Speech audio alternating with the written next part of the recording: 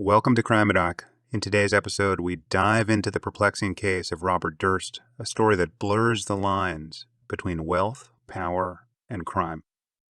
Robert Durst, a man of privilege and mystery, has been entangled in a web of criminal intrigue. From his affluent background to the peculiar circumstances surrounding him, Durst's life reads like a true crime thriller. The subject of HBO's The Jinx was convicted of killing a close confidant in 2000 to stop her from revealing what she knew about the disappearance of his wife. 1982. Missing. Kathleen McCormick Durst vanishes. Search for beautiful wife of developer, screamed the headline in the New York Post. That developer was Robert A. Durst, heir to a real estate empire whose towers helped shape the Manhattan skyline. His wife, a 29-year-old medical student, had disappeared the night of Jan. 31, Mr. Durst told the paper, in an interview arranged by his friend and publicist, Susan Berman, and he desperately wanted to find her. Married in 1973, the couple partied at Studio 54, sailed the Mediterranean, and traveled to Thailand. They split time between a lakeside cottage 50 miles north of Manhattan and a penthouse apartment on Riverside Drive. But their relationship grew fraught. Friends would later say after Mr. Durst pressed his wife to have an abortion. 5 days after her disappearance, Mr. Durst walked into a police precinct station house to report her missing. Family and friends immediately suspected him. "I think he killed her," Mrs. Durst's sister, Mary McCormick Hughes, recalled telling her husband after Mr. Durst called to say that she was missing. Her body has never been found, and Mr. Durst insists that he doesn't know what happened to her. 1994, a rift in the family. The Durst family owned a vast collection of office towers and other properties in Manhattan, and as the oldest son, Robert was the heir apparent. But by the 1990s, his behavior, erratic hours, siphoning off company money, urinating in his brother's trash bin, had lost him the favor of his father, Seymour, who chose Mr. Durst's younger brother to take over the business in 1994.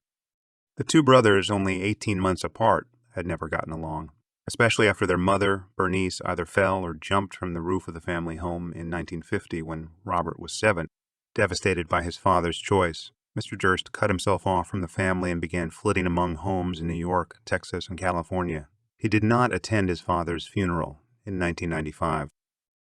1999, reopening the case. Mr. Durst told police detectives that the last time he saw his wife was when he put her on a train to Manhattan after dinner at their cottage in South Salem, NY. The initial search for her in the 1980s had focused on their Manhattan penthouse. But in 1999, a state police investigator got a tip, a bad one, it turns out, but it made him start looking into the 17-year-old cold case. He pored over old police records and re-interviewed witnesses, then took the case to the Westchester County prosecutor. The new investigation burst into headlines in November 2000. Mr. Durst quickly married a second time, gave his new bride control over his financial affairs, and rented a $300 month room in Galveston, Texas, while posing as a mute woman. He didn't want to be Robert Durst anymore, he would later tell a prosecutor. He also heard from Susan Berman, his former publicist. She was in desperate financial straits and asked for help. Mr. Durst sent her 2 checks for $25,000. 2000, death of an old friend. On Christmas Eve, not far from where the followers of Charles Manson had murdered Sharon Tate in 1969, residents of Benedict Canyon Drive saw 2 dogs running free. They belonged to Mrs. Berman. The police were called and they found her back door open. Inside the house, Mrs. Berman was lying dead, shot in the back of the head, her terrier's paw prints tracked through the pool of blood. There were no signs of forced entry and her purse sat untouched. There were other suspects in Miss Berman's death, her manager, the landlady. But top of the list was whoever had written a note, postmarked Deck 23, to the Beverly Hills Police, misspelled Beverly, on a sheet of spiral notebook paper. Mrs. Berman's address was printed in big block letters along with a single word, cadaver. 2003, on trial in Texas. On Sept. 28, 2001, a man fishing with his children found a torso floating in the waters of Galveston Bay. During a search, a police officer discovered a man's arms and legs amid plastic garbage bags nearby. The head was never found. The bags contained a cover for a bow saw, a receipt from a local hardware store, a drop cloth, and a newspaper with the delivery address of an apartment house in Galveston. The victim, Morris Black, lived there. So investigators would discover did Mr. Durst disguise as a woman. On trial, 2 years later, Mr. Durst took the stand and claimed that the two men had been friendly. But one evening, he returned to his apartment to find Mr. Black, 71, wielding his gun. They struggled and fell. The gun went off. Fearing no one would believe him because of his wife's long-ago disappearance, Mr. Durst said, he sat in a pool of blood on the kitchen floor, cutting up the body. The jury acquitted him of murder. 2015, a documentary and a new clue? The police in Los Angeles suspected Mr. Durst in Miss Berman's murder in 2002 while he awaited trial in Galveston. They got a sample of his handwriting to compare to the cadaver note, but they didn't have enough evidence to charge him. As with his wife's disappearance, the case went cold. Mr. Durst didn't keep quiet, though. He talked to the producers of a 2010 feature film, All Good Things, which presented a lightly fictionalized version of his life, and agreed to sit with them for more than 20 hours of interviews. He also gave them access to more than 60 cartons of his private papers, family mementos, credit card receipts, phone bills, and legal papers. The filmmakers turned it all into a 6-part Babo documentary that aired in 2015, The Jinx, The Life and Death of Robert Durst. Mr. Durst admitted to violence toward his first wife. He admitted to lying to investigators, and most striking, perhaps, was a 1999 letter. The filmmakers found that Mr. Durst had written to Miss Berman in Beverly Hills. Like on the cadaver note, the address was printed in big block letters.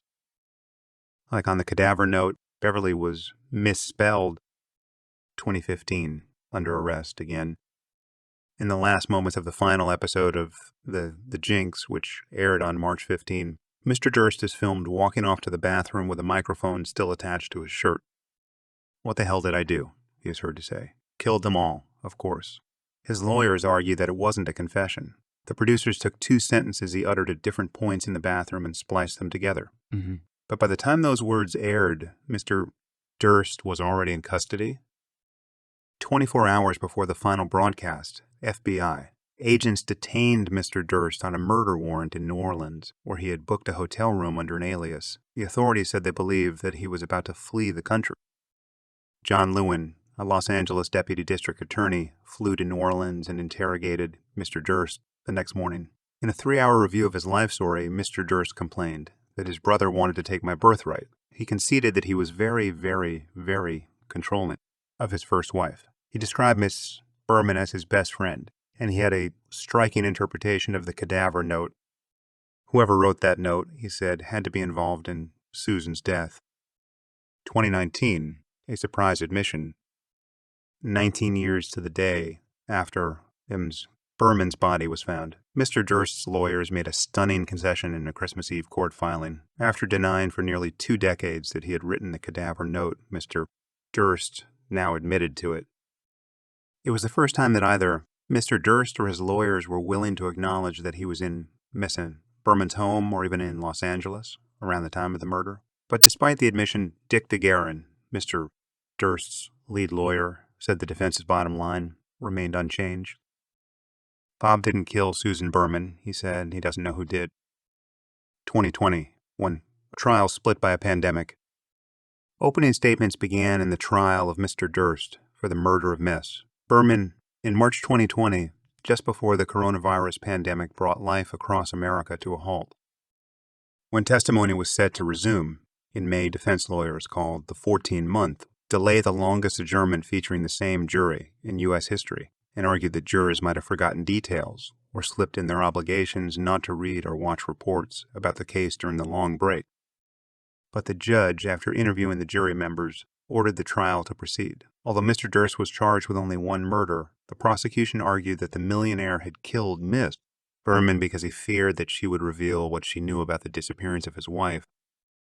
After weeks of testimony, in which prosecutors called 80 witnesses and introduced nearly 300 exhibits, the jury deliberated for about 7.5 hours before finding Mr. Durst guilty. On Oct. 14, he was sentenced to life in prison with no option for parole.